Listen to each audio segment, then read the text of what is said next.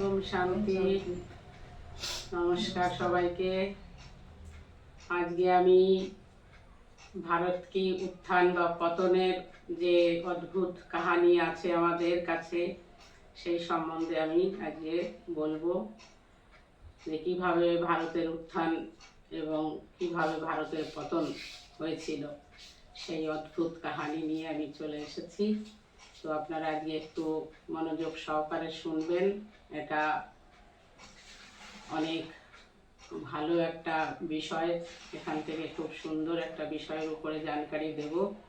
সেটা একটু সাইলেন্সে বা খুব মন লাগিয়ে শুনলে তবে এটা ধারণ হবে ভেতরে।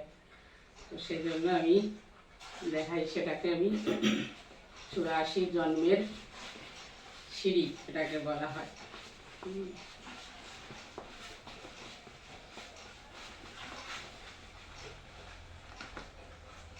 দেখেন,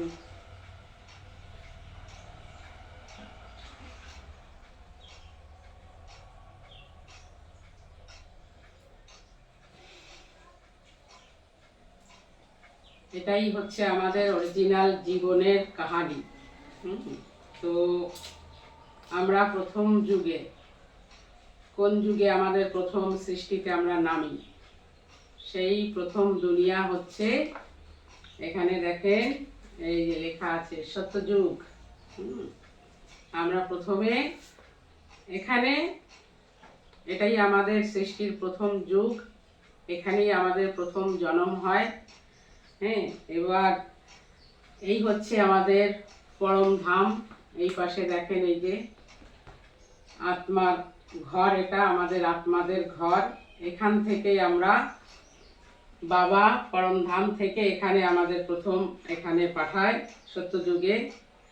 এই সত্যযুগের আর এক নাম হচ্ছে স্বর্ণযুগ, কারণ এটা সোনার যুগ। এই সৃষ্টির প্রথম যুগ হচ্ছে স্বর্ণযুগ। এখানে কোন আত্মারা এখানে জন্ম নেবে, যারা এই যে এখন শিব বাবা এসেছেন, তো শিব বাবার থেকে সম্পূর্ণ যারা শিবের সংস্কারকে ধারণ করেছে এবং 16 কলা সম্পূর্ণ যারা হয়েছে, তারা কিন্তু এই সত্যযুগে জন্ম নেবে। যারা 16 কলা সম্পূর্ণ হয়নি, তারা এখানে সত্যযুগে তাদের জন্ম হবে না। তো সেই হেতু সত্যযুগে তারাই আসবে যারা শিব বাবার সম্পূর্ণ গুণ জ্ঞান শক্তি বা 16 কলা সম্পূর্ণ ফুল সংস্কার, যারা শিবের সংস্কার, কলিযুগী সংস্কারকে যোগের দ্বারায় ভস্য করে যারা শিবের সংস্কারকে ধারণ করতে পেরেছে, তারাই একমাত্র এই সত্যযুগের অধিকারী হবে। তো সেই জন্য আর এখানে এটাকে মানে ফুল স্বর্গ বলা হয় এটাকে। আর এটা হচ্ছে সেমি স্বর্গ, ত্রেতা যুগ। এটা হচ্ছে সূর্যবংশী আত্মা এখানে থাকবে, যারা সূর্যবংশী, এটা হচ্ছে সূর্যবংশীর যুগ। এখানে সব যারা থাকবে তারা সব সূর্যবংশী। আর এখানে হচ্ছে সব চন্দ্রবংশী। ত্রেতা যুগে যারা জন্ম নেবে, এখানের আত্মারাও ত্রেতা যুগে আসবে, তখন আমাদের আত্মার কলা কমে যায়। এখানে 16 কলা সম্পূর্ণ হয়ে আমরা এখানে নামবো। তো এখানে 8টা জন্ম হবে। তো এই 8 জন্মের মধ্যে আমাদের কলা এক একটা জন্মে কিছু কিছু কলা কমতে থাকবে। তো এখানে 16 কলার থেকে 2 কলা কমে যায়। তো আমাদের কলা তখন কত থাকছে? 16 কলার থেকে 2 কলা কমে গেলে থাকে 14 কলা। তো 14 কলা নিয়েই আমরা এই ত্রেতা যুগে আসবো। তো এই ত্রেতা যুগ আর এই সত্য যুগ, এটাই হচ্ছে স্বর্গরাজ্য। এখানে দেখেন, এইটা এখানে লেখা আছে। তো এই দুটো যুগ মিলে হচ্ছে স্বর্গরাজ্য। এবার এই স্বর্গরাজ্য সত্যযুগে আমাদের 8টা জন্ম হবে, এখানে আমাদের 12টা জন্ম হবে। এবং এই নরকেই আমাদের শিব বাবার কাছে একটা জন্ম হয়। এই জন্মটাকে নিয়ে টোটাল 21 জন্ম হবে।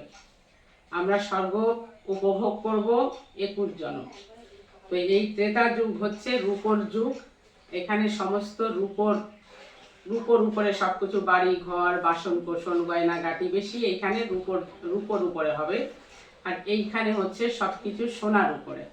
তো আমাদের এই সৃষ্টিতে এই 4টে যুগে 4টে ধাতু হচ্ছে মেন: সোনা, রূপো, তামা, লোহা। তো সেইখানে আমাদের স্বর্গরাজ্যই থাকবে সোনা এবং রূপো, এই দুটো ধাতুর ওপরে এই দুটো যুগ থাকবে। প্রথম যুগ সোনার থাকবে, দ্বিতীয় যুগ থাকবে রূপোর। তো এই সোনা রূপোর যে দুটো যুগ, এই দুটো হচ্ছে স্বর্গরাজ্য বলে এটাকে, বা শিবালয়ও বলে, যেহেতু শিব বাবার তৈরি করা, তো সেই জন্য এটাকে শিবালয়ও বলা হয়। এবার আসছি আমি, এটা হচ্ছে দাপর যুগ। দাপরে এটা শুরু হয়ে গেল। দাপর আর কলিযুগ হচ্ছে নরক রাজ্য। তো এই নরক রাজ্য হচ্ছে রাবণ রাজ্য বলা হয় এটাকে। এই নরক রাজ্যকে রাবণ রাজ্য বলা হয়। এটাকে শিবালয় শুধু নয়, এটাকে রাম রাজ্যও বলা হয়।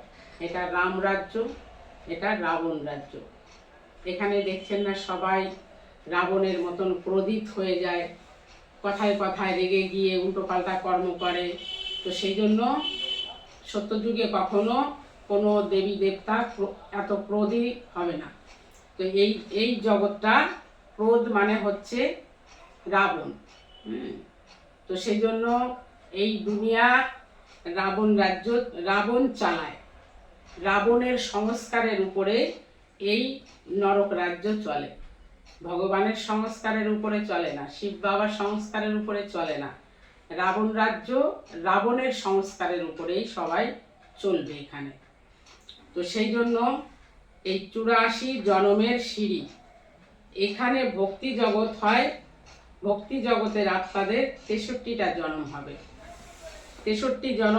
এই দাপরে হচ্ছে 21 জন্ম এবং কলিযুগ হচ্ছে 42 জন্ম। তো এই 21 জন্ম এবং 42 জন্ম, এই দুটো যুগে সব আত্মাদের 63টা জন্ম হবে। তাহলে রাবণ রাজ্যে সব আত্মাদের 63 জন্ম হয়। টাইমটা একই থাকবে, সৃষ্টির আধা টাইম থাকবে, আধা সময় এখানেও যতটা টাইম পাবে এখানেও ততটা।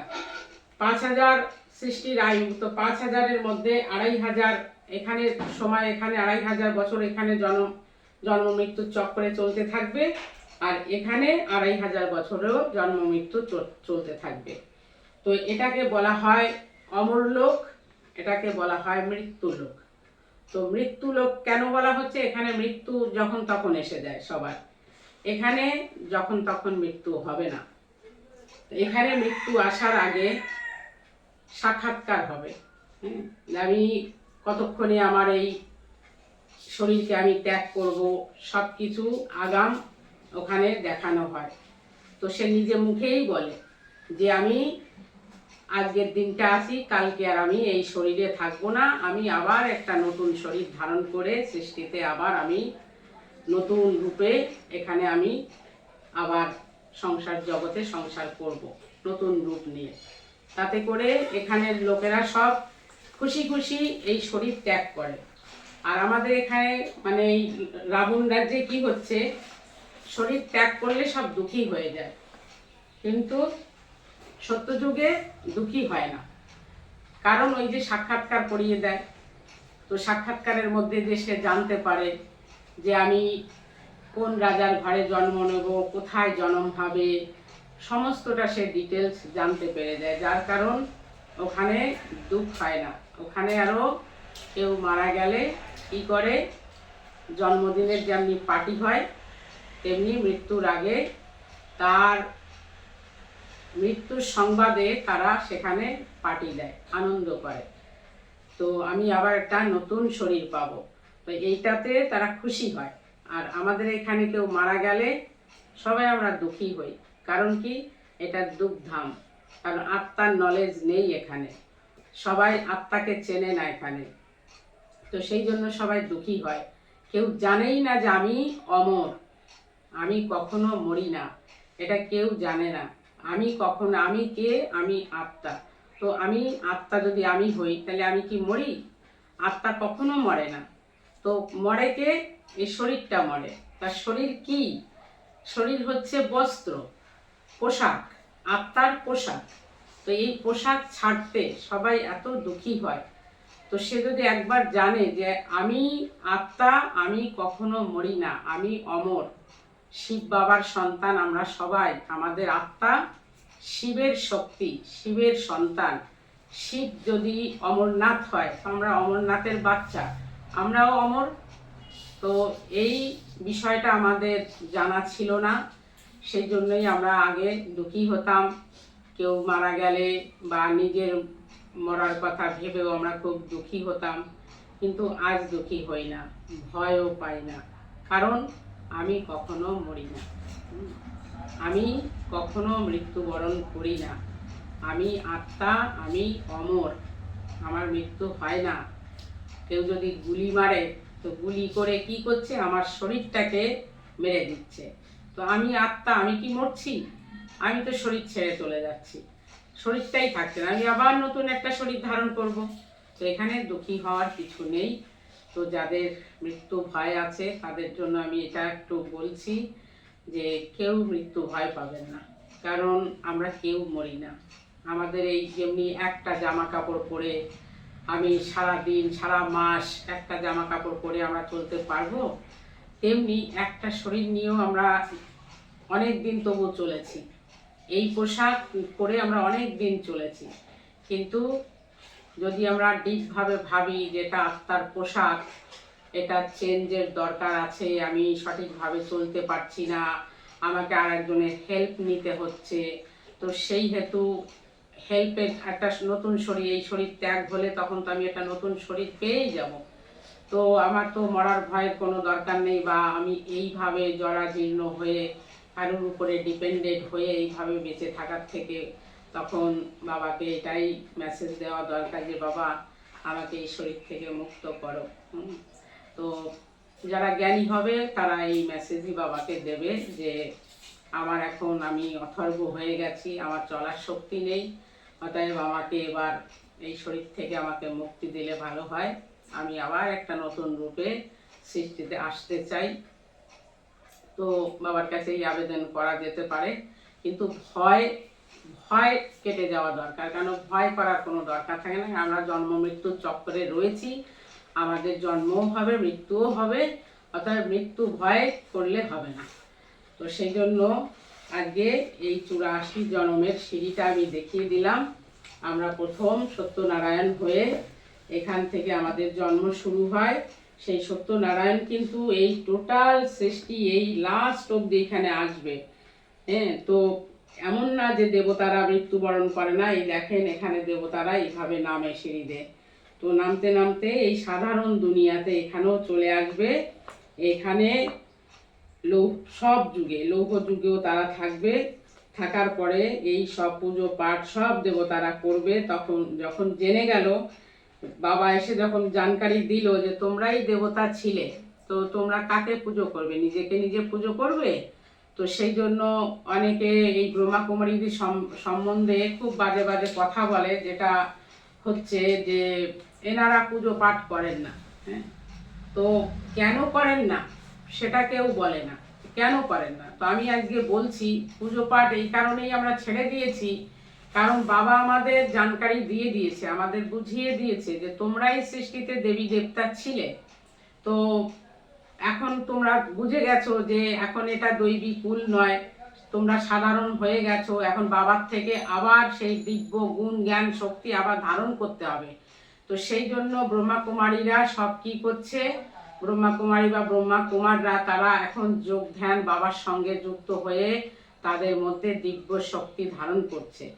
তো এই দিব্য শক্তি ধারণ করে আবার ওরা দেবতায় পরিণত হয়ে যাবে।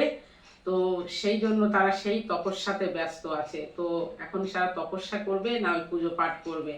তো 84 জন্ম তো এই সৃষ্টিতে নিলাম, নিয়ে পুজো পাঠ করে করে তো দেখলাম বহু গাছপালা, মানুষ, গরু, হ্যাঁ, দেবতা, বহু ভাবে আমরা ভক্তি দেখিয়েছি। তো এত ভক্তি করার পরে বহুদিন উপোস থেকে না খেয়ে থাকা, তো অনেক কিছু অত্যাচার করেছি নিজেদের, কিন্তু করে কি হয়েছে, লাস্ট পজিশনে কি দেখা যাচ্ছে, একটা রুগী হয়ে বসে আছি। হ্যাঁ, মেন্টালি এইখানে প্রবলেম হয়ে গেছে, একে ভক্তি করব না ওকে ভক্তি করব, এই ভেবে ভেবে মাথা গেছে অনেকের, অনেক প্রবলেমে গিয়ে সব ভুগছে ভক্তি করে করে। তো সবাই আমরা এক সময় ভক্তি করেছিলাম, তো আজকে আমরা সব জেনে গেছি, বাবা আমাদের জানিয়ে দিয়েছে যে আবার তোমাদের স্বর্গরাজ্য সামনে আসছে, তো সেখানে আমাদের যেতে হবে। তো সেখানে যেতে গেলে পবিত্র হয়ে যেতে হবে, শুদ্ধ সংস্কার ধারণ করে যেতে হবে, 16 কলা সম্পূর্ণ হয়ে যেতে হবে। তো এখন আমি সেইগুলো করব নাকি আমি ওই ফুল বেল পাতা দিয়ে আবার আমার নিজের মূর্তিকে দুনিয়া পুজো করছে, আমি ওই পাথরের মূর্তির সঙ্গে যুক্ত হয়ে যাব। তো এই পাথরের মূর্তি সম্বন্ধে বলতে গিয়ে একটা কথা না বললে হবে না, যেটা বাবা বলছে যে এই দুনিয়ায় দুই প্রকারের মানুষ আছে, এক হচ্ছে পারস বুদ্ধিওয়ালা, এক হচ্ছে পাথর বুদ্ধিওয়ালা। তো পাথর বুদ্ধি কি করে হলো? পাথরের সঙ্গ নিয়ে নিয়ে। আর পারস বুদ্ধি কি করে হলো? পারসনাথের স্পর্শ পেয়ে। হ্যাঁ, তো পারসনাথকে বাবা, তাহলে বাবার স্পর্শে, পারসনাথের স্পর্শে আমরা সব অহল্যা হয়ে গেছিলাম, পাথর হয়ে গেছিলাম। তো সেই আমাদের মধ্যে থেকে সেই পাথর হয়ে যাওয়া রাবণের যে অভিশাপ, তো সেই অভিশাপ থেকে আমরা মুক্তি পেয়েছি। আমরা বাবার স্পর্শ যখনই আমাদের রাম পরমাত্মা, রাম পরম পিতা পরমাত্মা শিবের আর এক নাম রাম। তো দশরথের ছেলে আসেনি আমাদেরকে উদ্ধার করতে, আত্মার জ্ঞান সে দিতে আসে নাই। কে এসেছে? শিব বাবা। তো শিব বাবাই হচ্ছে এই সৃষ্টির আসল রাম। তো সেই পরমাত্মা রামের স্পর্শে আমাদের ভেতরের পাথর সরে গেছে, তাই পাথর বুদ্ধিটাও আউট হয়ে গেছে, আমরা এখন পারস বুদ্ধি নিয়ে চলছি। তো বাবার স্পর্শে আমরা এই সৃষ্টির উত্থান পাথান পতন সব সম্বন্ধে জানকারি পেয়ে গেছি। অতএব এখন ব্রহ্মাকুমারী সংস্থার লোকেরা সারা দুনিয়াকেই মেসেজ দিচ্ছে যে আমাদের যেমনি পাথর সরে গেছে, আপনাদেরও পাথর সরে যাক। বাবার স্পর্শ পেয়ে আপনারাও বাবাকে চিনুন, নিজেকে চিনুন, এবং আত্মার মধ্যে আত্মাকে নিজের আত্মার সদ্গতি করার জন্য একজনই মালিক, সে হচ্ছে শিব বাবা। শিব বাবাকে ধরে আত্মার সদ্গতি করা দরকার এই সময়। তো আমরা তো ভাবতাম যে কোনো ব্রাহ্মণকে ডেকে এনে হয়তো উনি কিছু মন্ত্র পাঠ করলে আমাদের আত্মার সদ্গতি হয়ে যাবে, কিন্তু সেইভাবে আত্মার সদ্গতি হয় না। আমরা যেমনি নিজে মুখে খাবার খেলে আমার পেট ভরবে, আর একজন খাবার খেলে যেমনি আমার পেট ভরে না, তেমনি আর একজন ব্রাহ্মণ এসে আমার আত্মার কল্যাণ কিছু মন্ত্রের দ্বারা কোনো রকম কিছু করতে পারে না। ওইভাবে আমার আত্মার কল্যাণ বা আমার আত্মার সদ্গতি কখনো হয় না। কারণ হচ্ছে আত্মার সদ্গতি আমাকে নিজেকে করতে হবে। যেমনি আমি নিজে খেলে আমার পেট ভরে, তেমনি আমার আত্মার কল্যাণও আমাকেই এখান থেকে করে যেতে হবে। আর সেই কারণ কর্মগুলো তো সৃষ্টিতে আমি করেছি না, তো আমার কর্মফল তো আমাকেই ভুগতে হবে, আর একজন তো ভুগবে না। আমার কর্মফলকে আর একজন ভুগবে, তাহলে আমার কর্মে আমি যে কর্মগুলো করে গেছি সৃষ্টিতে, সে তো ব্রাহ্মণ, যে ব্রাহ্মণ আর কিছু মন্ত্র পাঠ করছে, সে তো দেখেনি আমি খারাপ কর্ম করেছি কি আমি ভালো কর্ম করেছি।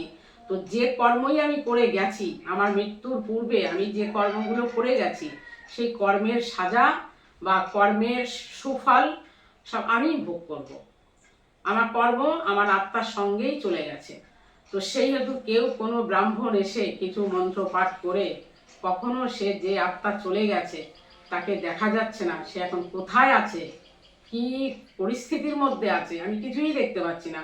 আমি এখানে বসে কিছু মন্ত্র পাঠ করলাম, আর ফ্যামিলির লোক সব ভেবে নিল আমার মায়ের আত্মার বহুত সদ্গতি আমরা করে ফেলেছি, কিন্তু এটা কিন্তু নয়।